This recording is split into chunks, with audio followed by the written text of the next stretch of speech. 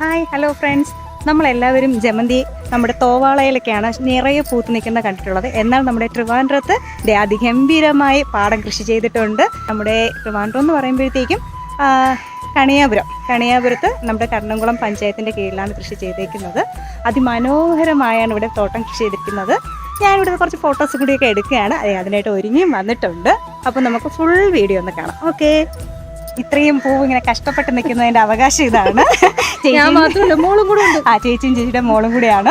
ചേച്ചിയുടെ മോള് ഇവർ രണ്ടുപേരാണ് ഈ ജമന്തി ഇത്രയും ഭംഗിയാക്കി ഇവിടെ നിർത്തിയിരിക്കുന്നത്. ഇത്രയും കാട് പിടിച്ച് കിടന്ന സ്ഥലമാണ് അവർ വെട്ടി വൃത്തിയാക്കി നമുക്കായി ഈ ജമന്തിത്തോട്ടം അവർ ഒരുക്കിയിരിക്കുന്നത്.